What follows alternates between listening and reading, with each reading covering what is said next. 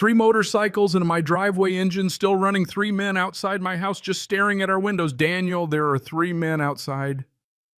They're looking right at the house, my wife's voice on the phone trembling. I was 23 minutes away. And let me tell you, these weren't random guys looking for directions. No, they knew my work schedule, knew Becky would be alone that morning.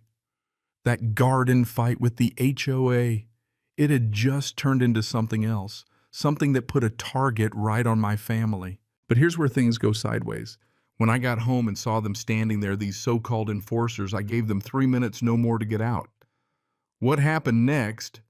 It cracked open a corruption ring so deep it ran right through the bones of our community. Yeah, that happened.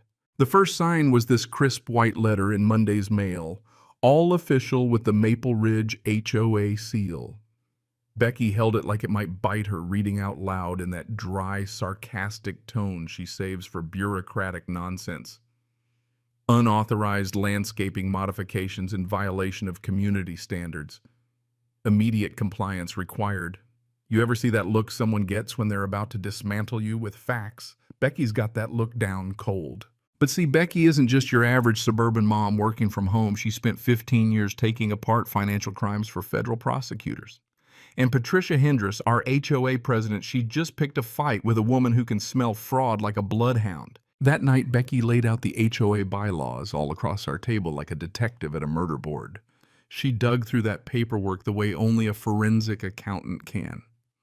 What she found, it was a smoking gun sustainability guidelines that actually encouraged wildflower gardens, not banned them. But what caught my eye, trained 16 years as a military cop, now cybersecurity consultant, wasn't the garden rules. It was the fine print about escalating enforcement and some weird oversized consulting fees. Becky cross-referenced our citation with the HOA's quarterly financials. These things are supposed to be public, but they were buried so deep you'd need a backhoe to find them. 23 grand for security consulting. In 6 months, what's a neighborhood HOA need security consulting for? And why are the vendor details so vague? That's when it hit us. This was never about flowers. It was about money. Someone was running a side hustle with our dues. Fast forward to the next HOA board meeting. Patricia Hendress sat at the head like she owned the joint silver hair jewelry that probably cost more than my truck, flanked by her loyal crew, all nervous smiles and darting eyes. Becky stands up from the back row organizer, facts in hand, every page a loaded bullet. She dismantled every point in the citation, calling out where Patricia had bent the rules for her friends. You could feel the tension like a thunderstorm rolling in. People started to whisper if Becky's citation was bogus, how many others were too. Then Becky pulled out the big guns, the financials. The security consulting fees, $23,000 in 6 months. Can you explain what services justify this spending, especially since we've had 0 incidents? The air dropped 10 degrees. Patricia's mask slipped just for a second, but I saw fear flicker there. Her board started sweating bullets because they knew Becky wasn't just guessing. Patricia tried to bluster, claimed it was administrative business, not open to resident review. Becky, cool as ever, produced state regs and our own bylaws, $5,000 or more. You got to report in detail. I'm only asking for transparency. But it was clear the flower citation wasn't about flowers. It was about silencing the woman who could follow the money. Patricia ended the meeting with a forced smile and a promise to review the citation. As we packed up, I caught her watching us, phone to her ear, her face pale. That night, Becky was up past midnight chasing leads. She said, "These payments don't make sense, Daniel. The vendors are ghosts. The payment dates are all over the place." I told her, if anyone shows up here when I'm not home, you call me first, then call 911.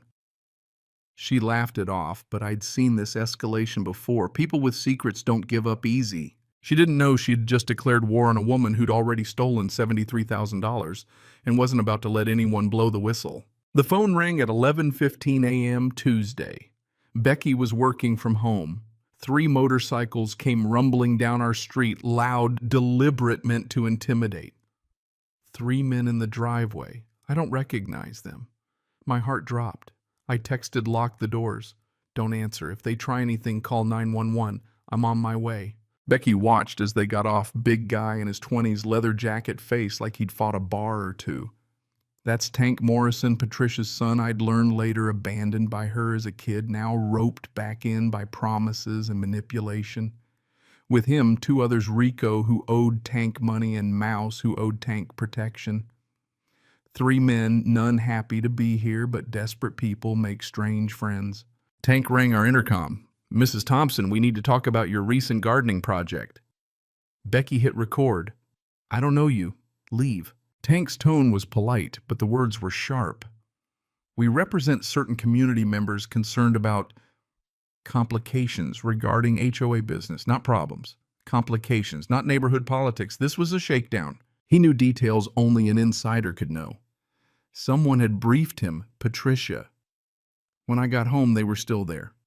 I positioned myself between Tank and the house. Your wife's asking questions, making people uncomfortable. Legal questions. About public documents. Not a reason to come to my house. Tank looked torn, almost embarrassed. Some people have a lot invested in keeping business private. Then in a low voice, "Smart ladies sometimes ask about things that aren't their business.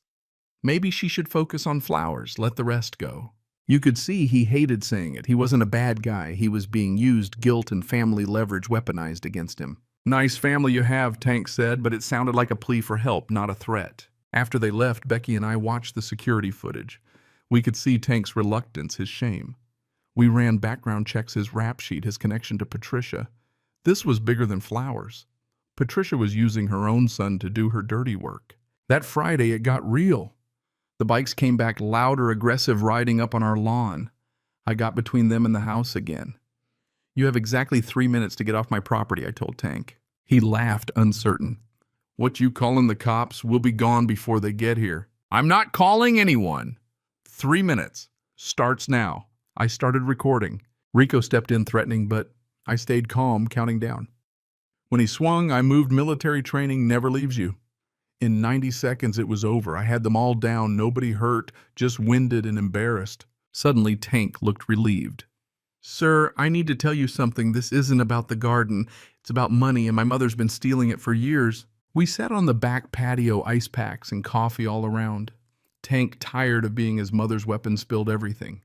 Patricia had used his name for fake security contracts, laundered money through him, blackmailed him with his own record. Rico and Mouse. Just pawns carrying envelopes of cash between Patricia and city officials. Becky, laptop open, started cross-referencing. "You're saying there's more. How much?" Tank, over $240,000 plus kickbacks from city contracts. Councilman Bradley gets 20%. My mom keeps recordings of every deal, paranoid, so she keeps evidence. That was the game changer. Tank agreed to wear a wire. He led us into the storage unit where Patricia kept every document, every fake invoice, every bank routing number for Costa Rica. Everything. She was planning to run Sunday morning, $4 million ready to disappear with her. We set the trap. Tank recorded Patricia confessing every detail, every bribe, every plan. But Patricia struck back at the emergency board meeting. She accused us of conspiring with criminals, edited the video to look like Becky was in on it, filed restraining orders and criminal charges. She thought she'd won. But her need to gloat was her undoing. She confessed again right to us, not knowing we were recording, and that was the nail in the coffin. Nail. Sunday morning, as Patricia rolled her suitcase out for the airport, Channel 7 and the FBI were waiting. The whole thing was broadcast, her voice on tape, her son telling the world how she'd forced him into crime. Councilman Bradley, the other crooks, all arrested. The Highland Project shut down, money frozen. Patricia facing 20 years. Tank finally free, cooperating, testifying, building something real. Rico and Mouse got a second chance. 6 months later, Becky's treasurer, the HOA, is reformed, real controls in place, the garden's blooming. Tank's running the neighborhood watch, teaching kids to spot corruption before it takes root. That's how you heal, by making the broken parts stronger than before. People ask me if Patricia will ever accept what she did. I doubt it. People like that, they never do. But Tank, he chose courage. He chose to do right even when it meant losing everything. And you know what? Sometimes all it takes is giving someone exactly 3 minutes to decide respect or consequences. In our neighborhood, those 3 minutes changed everything. So let me ask you, where's the line for you? What would you risk for justice, for family, for truth? Drop your answer below. Share your story. Ever faced down the powerful for what's right? Ever been caught in a family storm like this? Let's talk about it. Because sometimes the only way to fix what's broken is to stand up, count down, and refuse to move.